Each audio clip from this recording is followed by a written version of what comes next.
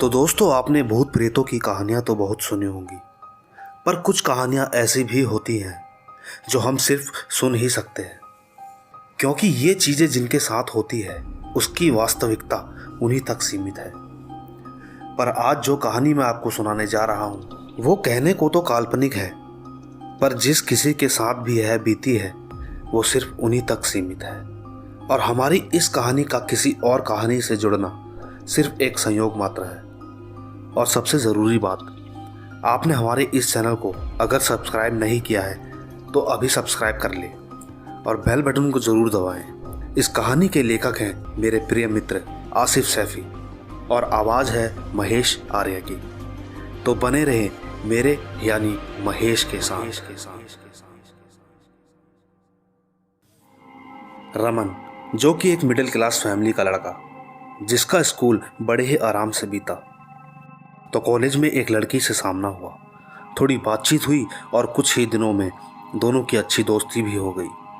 रमन इतना सीधा और इंटेलिजेंट था कि कोमल खुद को रोक ना सकी और रमन को अपना दिल दे बैठी। कोमल के परिवार में उसके पिताजी के अलावा और कोई नहीं था। कोमल ने आज तक जो भी अपने पिता से मांगा, पिता ने उसे ला कर दिया। पिता के इस व्यवहार से कोमल अपने पिता से इतना खुश रहती कि जब उसने रमन की बात अपने पिता को बताई तो खुशकिस्मती से पिता ने कोमल की बात भी मान ली। कोमल के पिता एक प्राइवेट कंपनी में ऊंची पोस्ट पर थे, जिसकी वजह से कोमल को कभी किसी चीज़ की दिक्कत या परेशानी हुई ही नहीं। वहीं दूसरी तरफ रमन का व्यवहार एकदम शांत था। कोमल ही नहीं, कोमल की तरह और भी लड़कियों की रमन से अच्छी खासी बातचीत थी, पर रमन भी कहीं ना कहीं कोमल को दिल दे चुका था। दोनों की नज़दीकें इतनी बढ़ गई कि दोनों ने शादी करने का फैसला कर लिया। कॉलेज ख़त्म हो जाने के बाद रमन की जॉब एक अच्छी एमएनसी कंपनी में लग गई और बड़ी ही खुशी से कोमल के पिता ने दोनों को एक करने का फैसला मंजूर किया और शादी बड़े ही धूमधाम से करी। रमन का इस दुनिया में कोई नहीं था और वो अब तक अपने चाचा के घर में रहा करता था। शादियों में अक्सर लोग लेन देन की मांग करते हैं, पर यहाँ तो रमन वैसे भी अकेला ही था और चाचा ने भी कुछ मांग ना की, क्योंकि वो चाहते थे कि शादी के बाद उसे अलग रहना होगा। लेकिन जब रमन शादी के बाद कोमल के घर गया तो वहाँ उसे कोमल के पिता ने जो गिफ्ट दिया उसे देख कोमल ने कहा, डैड आपने हमें इतना बड़ा सरप्राइज दिया, मुझे क्यों नहीं बताया आपने? मैं आपसे बात नहीं करूँगी। कोमल के पिता हंस पड़े। बेटी, ये सब मैंने तुम्हारे लिए ही तो किया है और तुम्हें तो बचपन से ही सरप्राइज का शौक था ना। और सबसे ज़रूरी बात बेटी, अब से तुम्हारा नया घर तुम्हारा अपना घर है। शादी के बाद हर लड़की को अपने होने वाले पति के साथ रहना पड़ता है। मेरा आशीर्वाद तुम्हारे साथ है बेटी, सदा खुश रहो।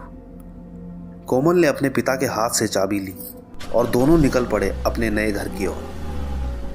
दोनों को अपना यह नया घर बाहर से ही पसंद आ रहा था। कोमल ने जल्दी से उस घर का ताला खोलकर दरवाजा खोला। दरवाजे के खुलते ही घर में एक अजीब सा सन्नाटा था, पर कोमल बहुत खुश थी। उसने पूरा घर बड़ी ही उत्सुकता से देखना शुरू किया। रमन ने बैग नीचे रखा और सामान लगाना शुरू किया और कहा, कोमल, तुम्हारे पिताजी ने। रमन ने पलटकर देखा कि दीवार से लगी हुई फोटो गिरकर नीचे जमीन पर पड़ी है। रमन की हंसी निकल पड़ी। कोमल, एक फ्रेम नीचे का गिरा, तुम तो ऐसे चिल्लाई जैसे कोई भूत देख लिया हो।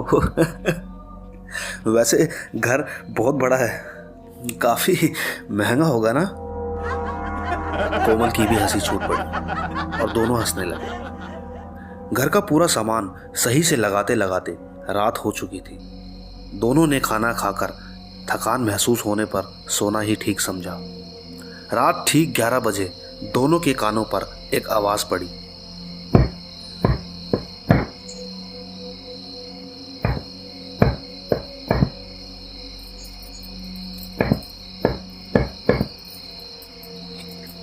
पहले तो दोनों ने नींद में ही करवट ली, पर आवाज लगातार जारी थी। आवाज जब तेज होने लगी तो रमन परेशान उठ खड़ा हुआ और दरवाजे पर कान लगाकर सुनने लगा तो समझ आया आवाज बाहर से ही आ रही है। पर एक आवाज रमन के कानों पर आई। रमन डरकर पीछे हटा। कोमल रमन की आवाज सुनकर उठकर बैठ गई। रमन ने उसे पूरी बात बताई। पूरी बात सुनने के बाद कोमल की हंसी छूट गई और कोमल ने कहा, रमन तुम मुझसे कल रात का बदला लेना चाह रहे हो ना? मैं सब जानती हूँ, तुम मुझसे कल रात का बदला ले रहे हो ना? रमन को डर और गुस्सा दोनों एक साथ आ रहा था। रमन ने डरते हुए कहा, कोमल मैंने वो आवाज सच में सुनी है। आओ दोनों बाहर चलते देखते हैं कि वो आवाज आखिर आ कहाँ से रही है। कोमल ने रमन के माथे का पसीना देखकर कहा, अच्छा बाबा चलो।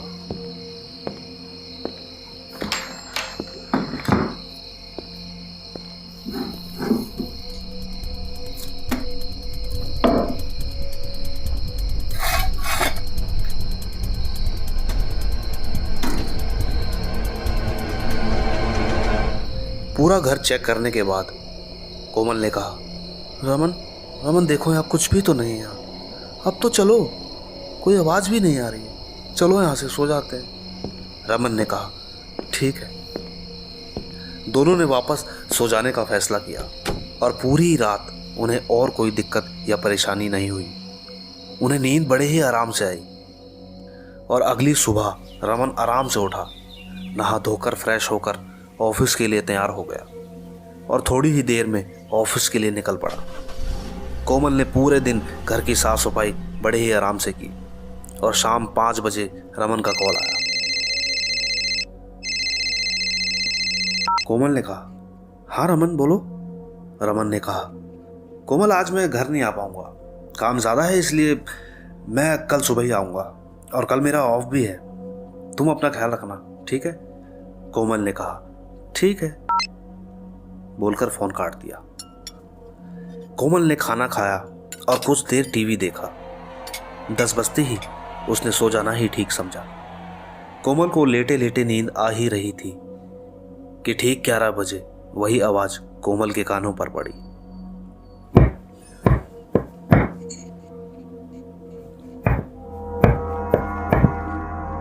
कोमल एकदम से उठकर बैठ गई।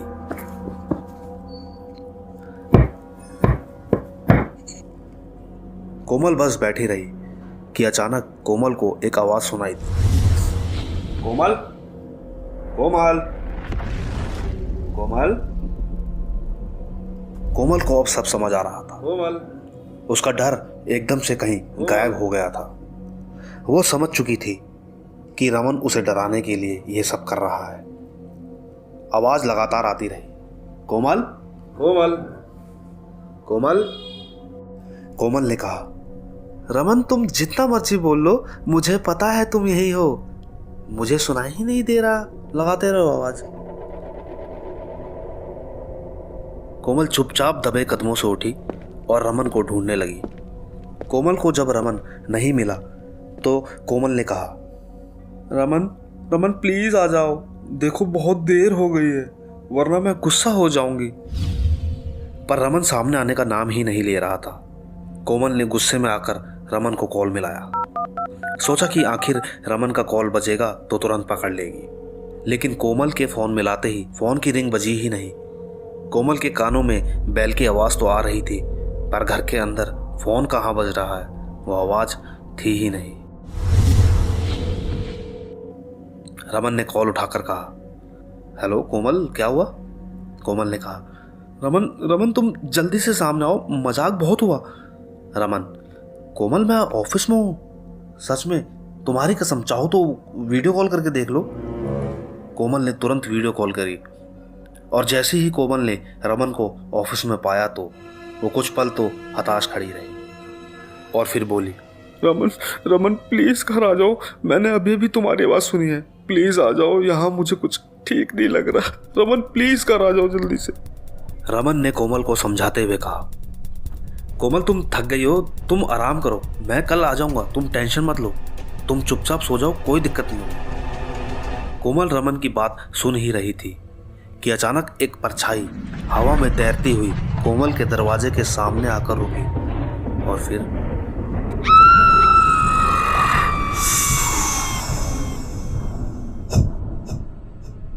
कोमल कोमल।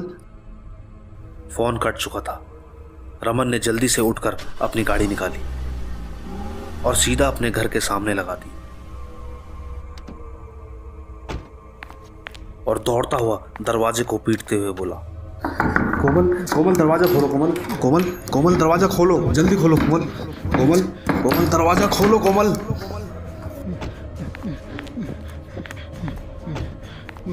कई कोशिशों के बाद जब दरवाजा नहीं खुला तो रमन भागकर खिड़की की तरफ गया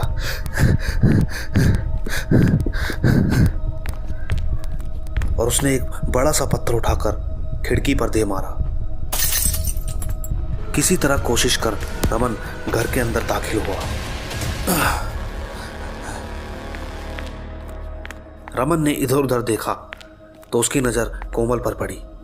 रमन भागकर कोमल के पास गया।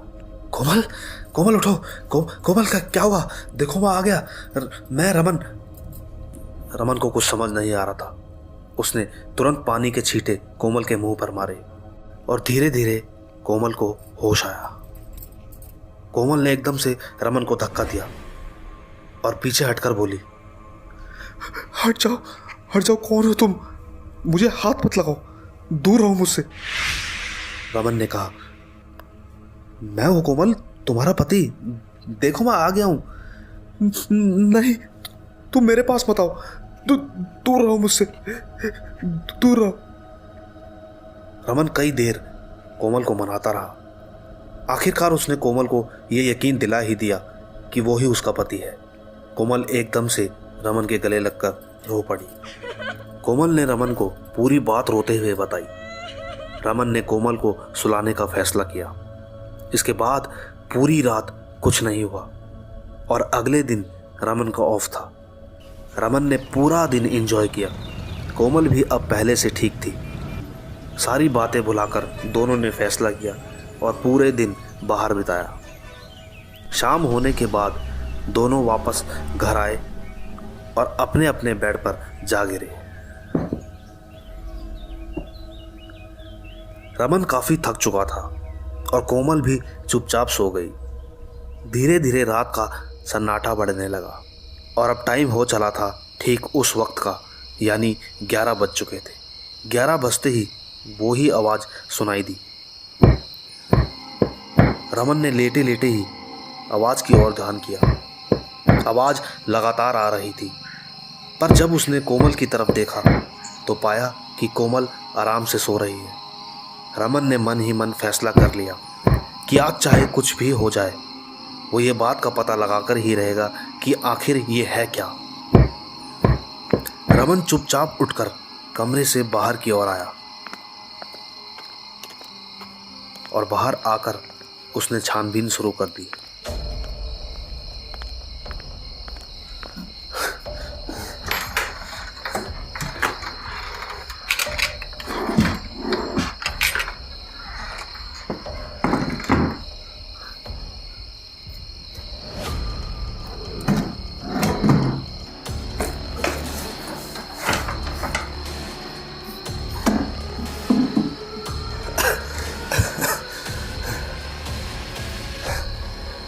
पूरी छानबीन करने के बाद रमन थक हार कर दीवार पर हाथ रखकर खड़ा हो गया और सोचने लगा कि आखिर ये हो क्या रहा है जो उसे मिल नहीं पा रहा है।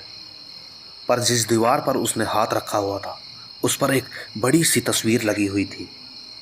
रमन ने उस तस्वीर को हाथ लगाकर देखा तो पाया तस्वीर जिस कील से लटकी थी वो कील ढीली हो चुकी है। रमन ने वो बड़ी सी तस्वीर को हटाकर नीचे रखा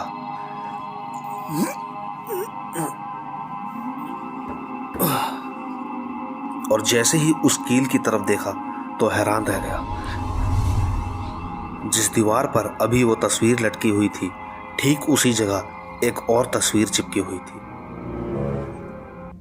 पर वो किसी वॉलपेपर की तरह लग रही थी।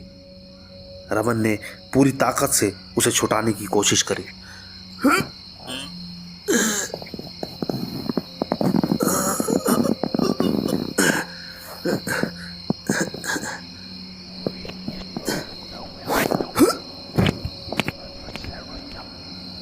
रमन एक झटके से वॉलपेपर के साथ जमीन पर जा गिरा और जब उसने उस दीवार की तरफ देखा तो दंग रह गया। उसने देखा कि वहाँ एक दरवाज़ा बना हुआ है। रमन ने उठकर दरवाजे पर कान लगाया तो समझ आया कि हो या ना हो, यह आवाज़ इसी के अंदर से आ रही है। रमन ने दरवाज़ा खोलने की कोशिश करी पर दरवाजे पर ताला लगा हुआ था।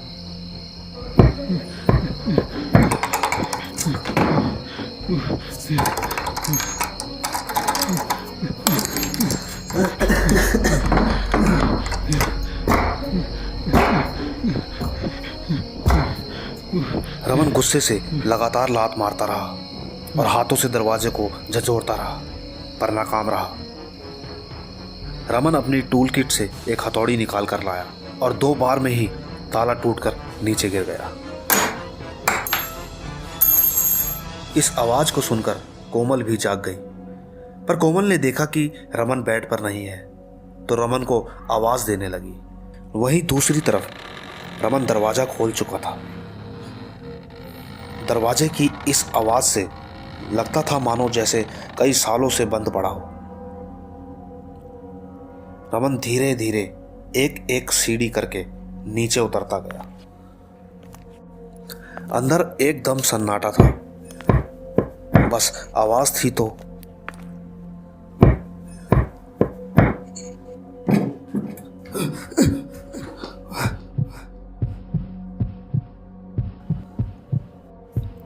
रमन का डर अब बढ़ता जा रहा था। उसने जल्दी से अपना फोन निकाला और टॉर्च ऑन किया और कमरे में इधर उधर देखने लगा। कमरा पूरा धूल से सना हुआ था। रमन के कानों में इस बार एक अलग आवाज आई।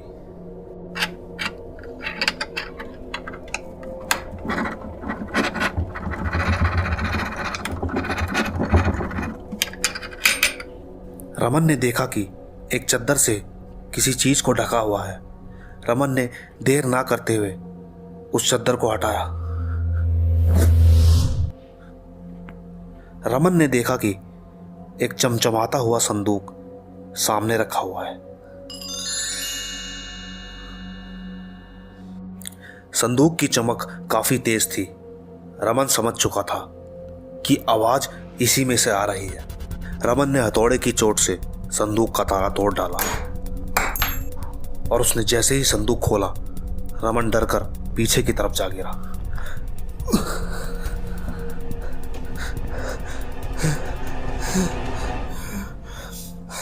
और बुरी तरह घबरा गया। रमन ने देखा कि उस संदूक के अंदर एक अजीब सड़ी गली लाश पड़ी है। रमन जैसे ही उठकर भाग ही रहा था कि कमरे का दरवाजा धीरे धीरे अपने आप बंद हो गया। कोमल कोमल कोमल कोमल कोमल दरवाजा खोलो, कोमल कोमल। और रमन की आवाज उस कमरे में कहीं दब कर रह गई। रमन ने देखा कि एक अजीब सी रोशनी उस संदूक से निकली और हवा में ऊपर की ओर उठी और सीधा दरवाजे को चीरती हुई बाहर की ओर चली गई। रोशनी इतनी तेज थी कि रमन उसे देख वहीं बेहोश होकर गिर पड़ा। और जब रमन को होश आया तो सुबह के 6 बज रहे थे। कमरे का दरवाजा अपने आप खुला।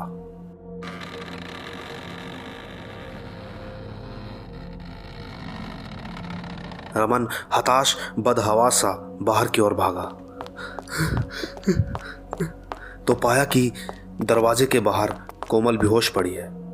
रमन ने कोमल को उठाने की कोशिश करी। कोमल कोमल उठो उठो कोमल कोमल, अंदर संदूक, अंदर कोमल उठो कोमल, सूत मैंने अंदर, उठो कोमल उठो। थोड़ी ही देर में कोमल के पिताजी भी वहां आ पहुंचे। उन्होंने जब रमन को देखा तो पिताजी ने कोमल की नब्ज चेक करी तो पता चला कि कोमल मर चुकी है। पिताजी ने बिना कुछ कहे पुलिस को कॉल करी और थोड़ी ही देर में पुलिस वहां आ पहुंची। उन्होंने रमन को उठाया और अपने साथ ले गई।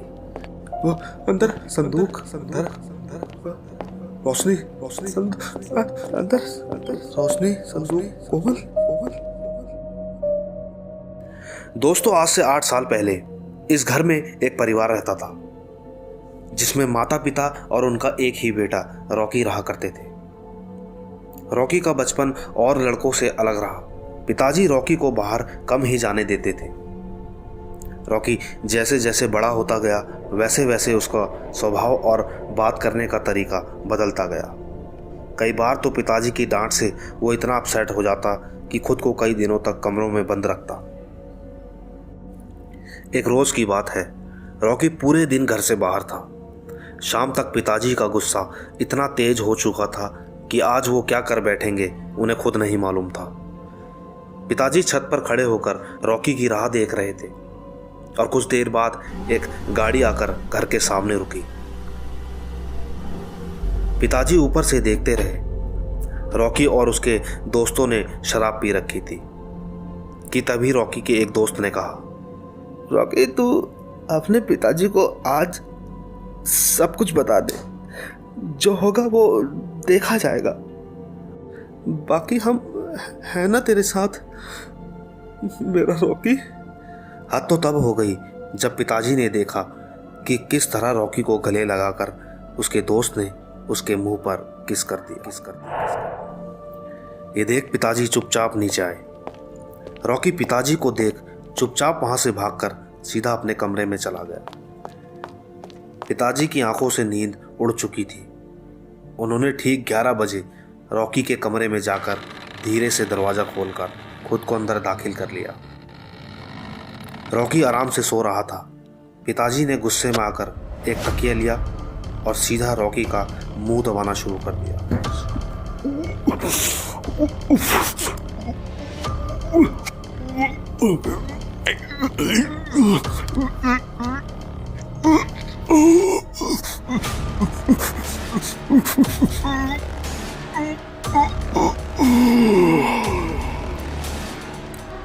कुछ देर तो रॉकी तड़पता रहा और फिर सब शांत हो गया। इस बात को आज 8 साल हो चुके हैं। रॉकी को मुक्ति मिल चुकी है। कोमल की मौत महज आत्मा के दायरे में आ चुकी थी। रमन को थाने में एक मेंटल हॉस्पिटल में भेज दिया गया है। रमन को एक कमरे में रखा गया है जिस कमरे में वो अपने नाखूनों से दीवारों पर कुछ लिखता रहता है। कमरे की चारों दीवारों पर एक ही लाइन बार बार लिखी हुई है और वो है, संदूक नहीं खोलना चाहिए था। इस कहानी को लाइक करें और कमेंट ज़रूर करें और अगर आप नए हैं तो सब्सक्राइब करें। तब तक के लिए गुड बाय।